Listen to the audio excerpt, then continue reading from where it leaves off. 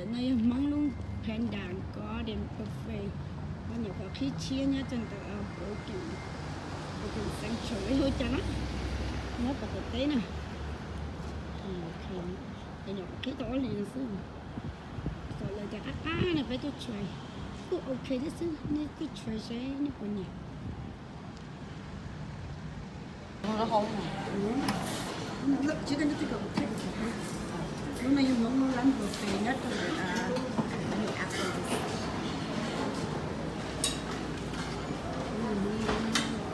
lâu cho lâu hết bộ hết chứ bé tôi nó mò từ xí vô thịt chứ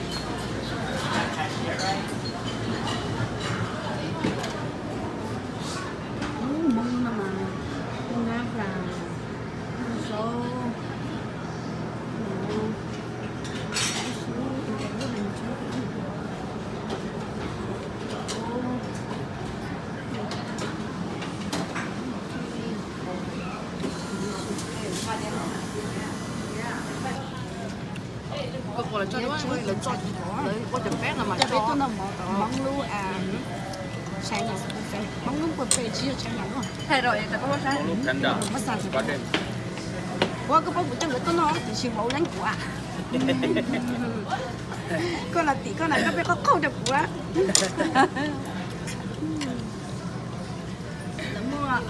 mua cái tên của mình nó bảo mua cây bùa hồi sáng cây tại phần trà mua tại khóc bông chia đâu có tại là phần trà bây giờ Tại trực chân mà bây giờ tại đây một xe không có được mua phần kia để mất ông một sẽ đi tìm nó bọc xoay giáo đồ nó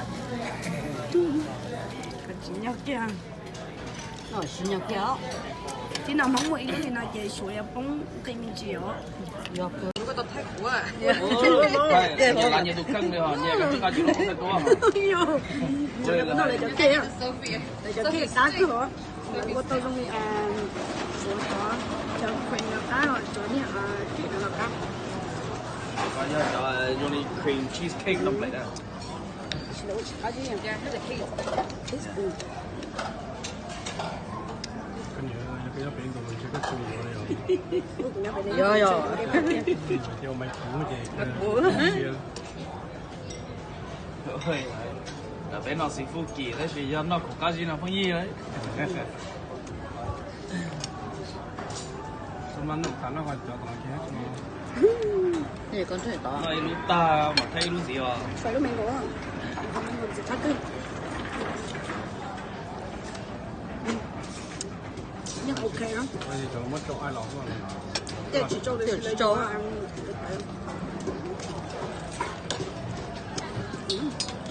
rồi họ ước là chỉ cho đó cưới nó ra có hay mà chỉ một nó tiệt hả cho Sẽ bố cho rồi cái gì nữa sẽ in đồ mà. có như thế bây giờ còn chỉ có chỉ trâu quá In đồ chỉ để chỗ cầu chỉ lọt kia nó chẳng.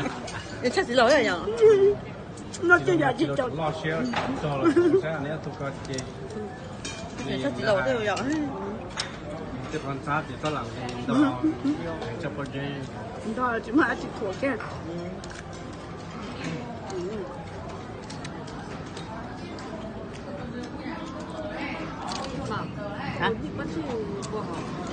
nè tát thôi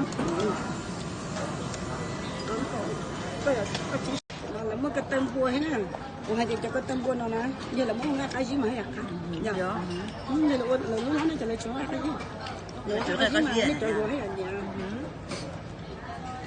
빨리 내도 두 번째 스톱 응원 그리고 옆에 영어 就现在开始嘛，都用这个天。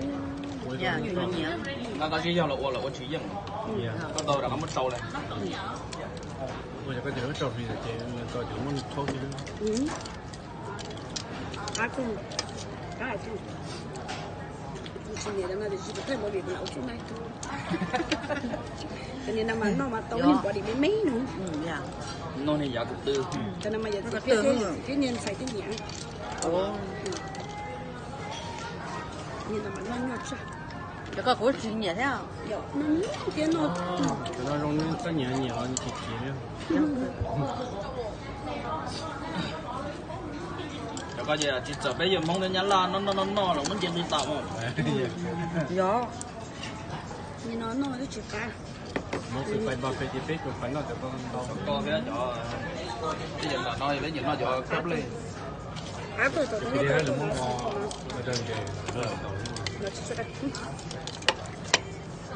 Ngon. tại nó có rồi chạy nó chỉ có rồi nó ok.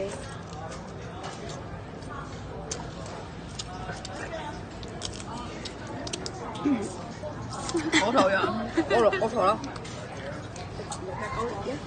dạ rồi cái đầu tiên được bắt đầu từ tấm ăn Thì cái nó có cái chúng tôi này là của tấm bom tài à ê cho có này không? nó có cái chúng nó có nó tên là có nhiều người ta nó nhà cho dễ cho cái này. ê nó có này nữa nó còn tí cá gì thì bé thay thì cá tôi nó cá đấy tôi nó cá rồi rồi tôi nó chỉ cá rồi thế à Bây giờ cũng phải xuống là nhận được chúng nó thôi, chúng nó nữa tao cá cái cá nó cá thì chỉ là chúng nó chỉ cá rồi Có tẩy được. là có cái cá gì đây là phải sợ Rồi chúa chẳng ăn bùa. Nó mua chợ lâu chợ đó. Cho nó mà chợ lâu cái đi cắt của.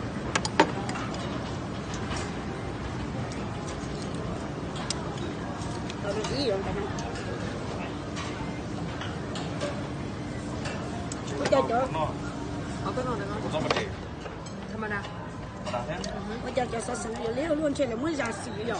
tiền hút cái Nó sao sừng không? giờ nó có liền như lẽ giờ cái đường thành ra giải hả? Ừ, nó ra nhé.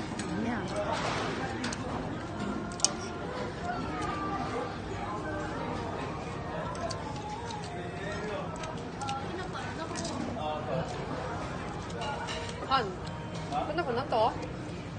나가 있는 끝났 또. 끝났 또. Cái số tiền rất là nằm ở cạnh chỗ của cho nhiều phải không? Còn thằng mới làm cái cùng còn mấy là tiền. 또 집이야. 이제 또 내가 집도 안. 네. Là những sự còn những mấy thằng này. nó cho nhà bé thu sao? Em nắm ở tung. thu tự. Sữa tung là có tên là sữa hòn nó. Cái cách nó được cấp của nó. Giờ xin ta bé cho muốn nó tiền. Là muốn con bé rụng lỗ nó được cấp của nó nè. Để bấm đèn lộ à? Là muốn con bé rụng lỗ nó cá chảo. Cũng quả lớn nó cá tươi thì con nói có ăn. Là con bé rụng lỗ nó cá tươi không? Bấm cồn lộ thôi. Cá cả hơn. Cá thế thì chỉ là chỉ để mình rồi cá rồi cho cá chúng nó cái đấy tôi sẽ có thể để có của này. Cá chế là cá gì này. à với chị ăn chị để nói những mà tôi mà cái đây tôi sẽ có thể để có lúc cái này đấy em ăn cho lụt chút lúa chơi vậy tôi không hiểu cho chắc gì không cái gì thế chỉ mà chỉ chẳng tôi thôi Cho lu nó hành tao chỉ biết tài chúng nó. nhở nó chơi lúa nhở đấy em ăn cho chắc tôi xíu tôi chỉ tụi nhá chuyện đâu chuyện đâu đó đó cho nó tôi chỉ lúa chơi cái gì đi nhá trong này luôn cái này đấy em ăn tôi lúa chắc rồi không cho cho lúa ta này lúa chơi này các bạn có sợ các bạn của chị cô nó chỉ thế nó sẽ có chúng nó bà để nó mà được cái nha máy không cả mình nói vào gì là mua đi bé flow họ ok nè nó ra nhiều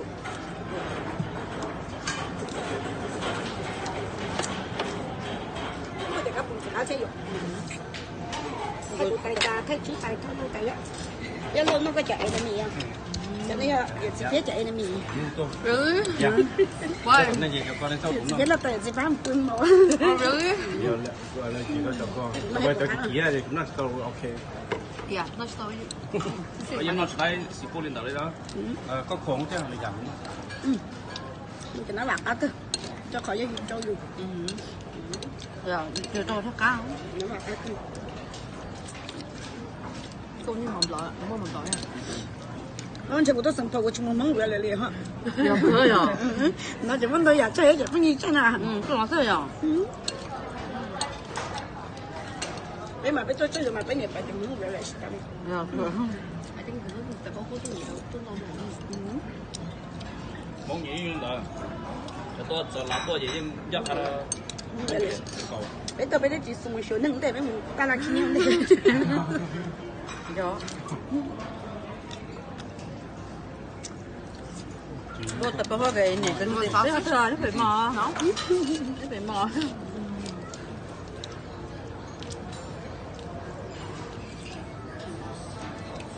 không phải chỉ nó có tay chủ tôi dùng nó có khăn quần có tay chế em mua tay chế là có mua gì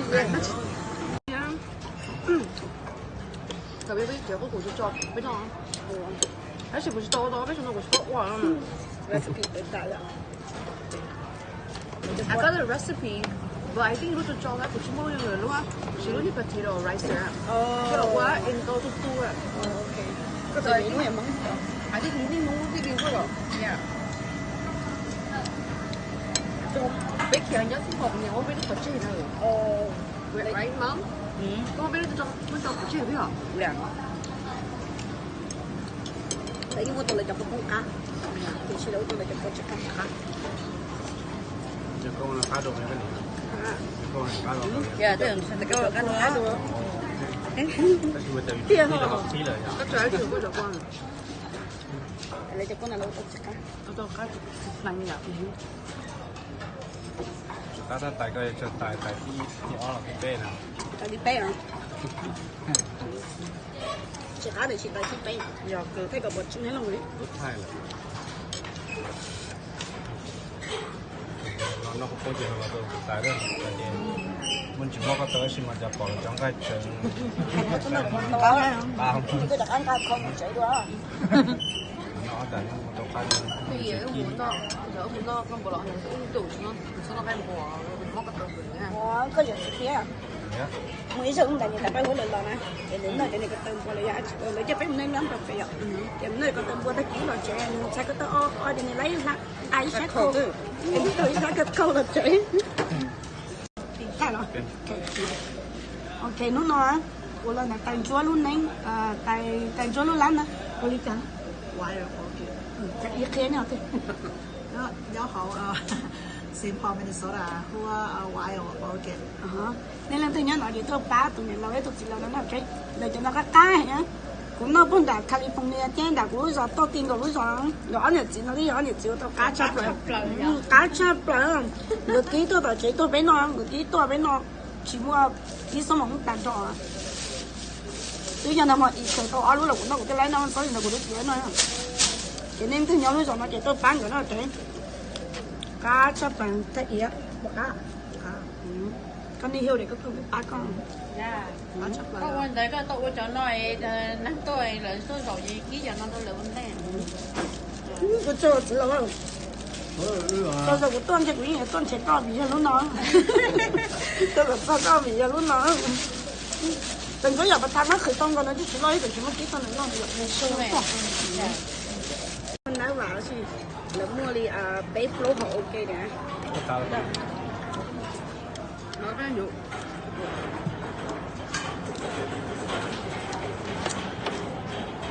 có thể các bún chả sẽ dùng thay tay ra thay chỉ tay thôi tay á cái luôn nó có chạy là mì à cho nên chỉ biết chạy là mì Really? dạ Why? nên gì cho con đến sau cũng thế là tại chỉ phá một cưng mà Oh, really? giờ gọi là chỉ có cho con bây giờ cái kia thì cũng là sau ok Yeah, not so you.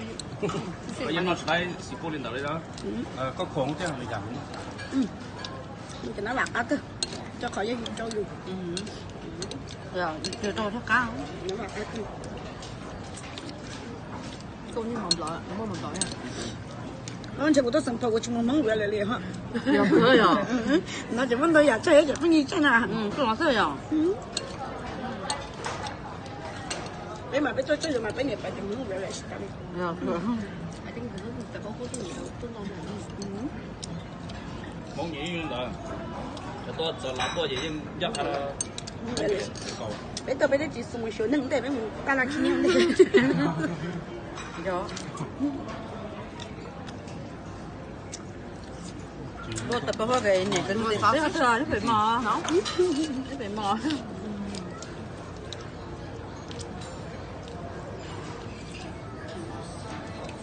刚才去那个带，你说我都有没有那个看过我带车？因为我带车了，我